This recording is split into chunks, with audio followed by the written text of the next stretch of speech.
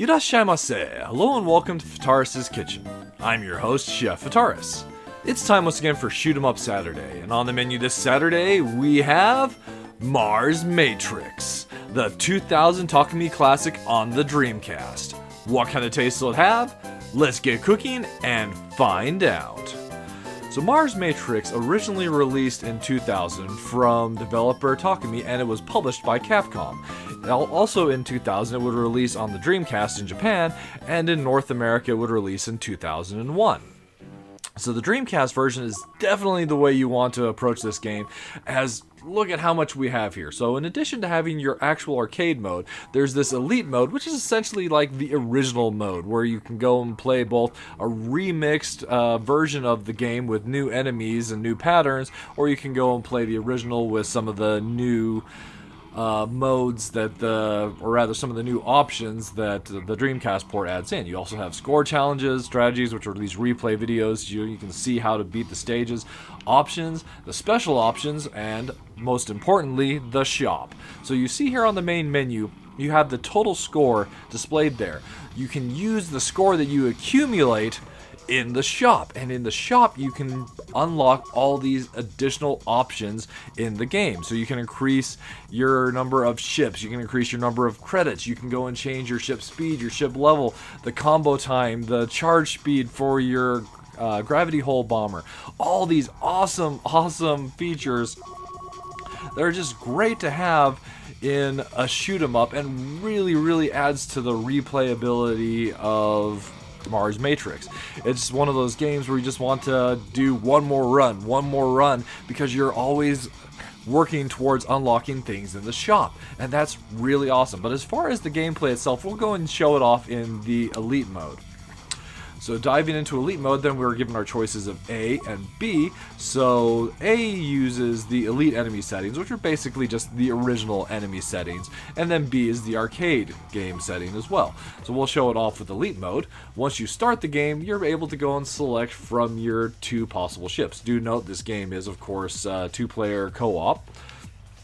You have the ability to choose between the Mosquito 1 and the Mosquito 2. There's some differences in speed, but the primary difference is shot type. So the Mosquito 2 has a straight laser, and the Mosquito 1 has a wider shot.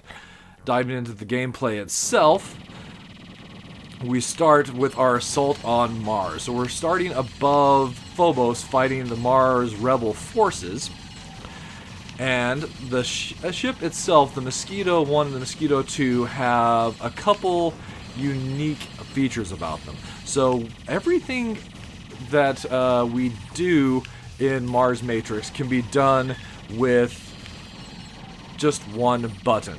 And that's actually the way that the arcade version is it's all just off of one button. So if you go and tap your shot, you get your main shot. If you go and let it charge and then hit it, you get what's called the piercing shot. The piercing shot is actually a very effective way to deal heavy damage, especially to a lot of enemies, as well as the name would imply. It's piercing, and it also happens to have quite a bit of damage.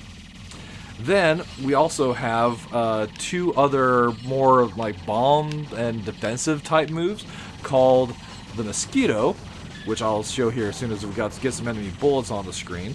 So if you have a lot of enemy bullets on the screen, what you can go and do is you can activate the Mosquito, which will absorb enemy bullets. Then if you release it, you'll throw those bullets outward, and usually in the opposite direction that you're traveling. So you want to be careful with that.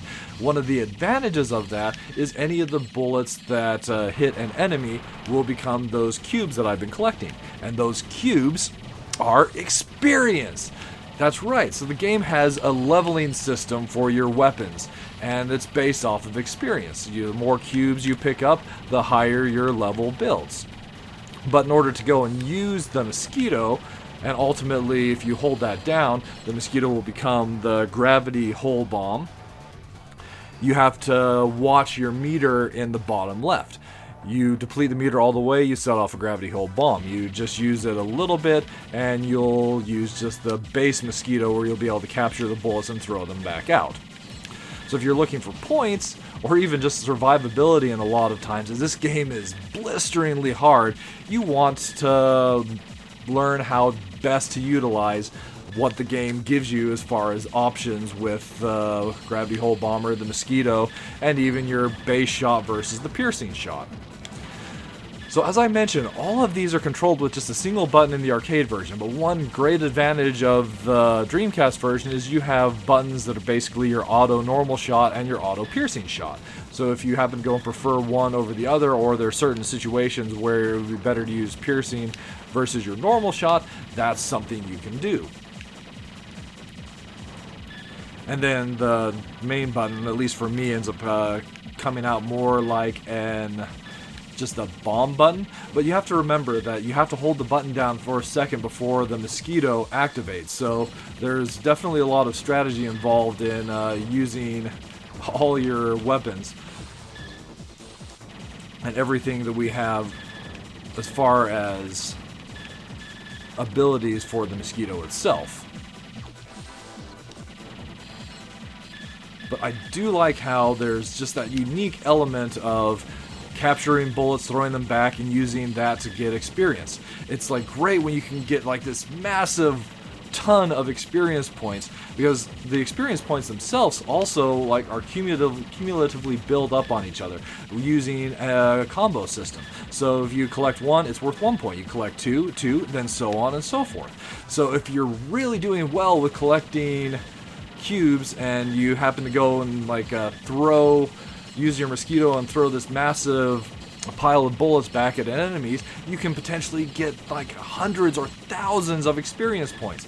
And your weapon levels up based off those experience points. So it goes something like, for your first level it's 1,000 experience, then 10,000 for level 2, then from then on it's 100,000 for every additional level past that. You also earn 1-ups as well using that system. So you earn 1-ups when you hit 100,000 experience. And there's also 1 point, that's just a single point, mid-boss that drops experience, or rather not experience, a 1-up when you defeat that boss. That's actually a really good run. And, well, that's basically what we have here in Mars Matrix. So as I mentioned, it's actually a blisteringly hard game, and it takes a lot of practice and skill to learn how to use the systems to best survive what is like a truly like nasty bullet hell shoot 'em up. In a lot of ways, I kind of consider the remix version of the stages easier to get through, but sometimes, like some sections, the actual arcade version are easier. Actually, next time I continue, I'll switch over and show off the Mosquito 1 so you can see its base shot as well. But yeah, it's also super satisfying to use the Mosquito and the combo mechanics to build up a massive score, since, as I mentioned, your score is very, very crucial to, well, basically increasing your strength in the game itself, as you can unlock additional lives, additional continues, additional features for playing through the game, just all those sort of things that you want to be able to do. This part in Stage 3 is a great section to level up, as you can have all these enemies that just keep on respawning and dropping tons and tons of cubes. So we're able to shoot ourselves up from level 3 all the way up to level 5 for our weapon right there. And that kind of a system is just satisfying. Alright, so that's basically what you have here with Mars Matrix. Unfortunately, it was never ported to anything other than the Dreamcast, which is definitely a shame in my mind, as I feel that this is a shooter that deserves more attention than it's received in the recent years. I wonder if some of that could be where the state of even the licensing of who goes and holds the rights to this, if it's Capcom, or if it's, and Capcom's just not interested in doing shoot 'em ups anymore, or if it's Takumi themselves and as a company that's basically disappeared, if that's a part of it.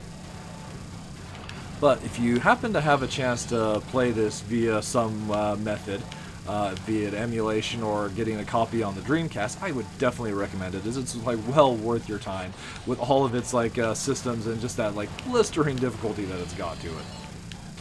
Alright, that'll just about wrap it up for this week's episode of Shoot 'em Up Saturday. As always, I want to thank you so much for coming out and joining me, and I look forward to seeing you again next week.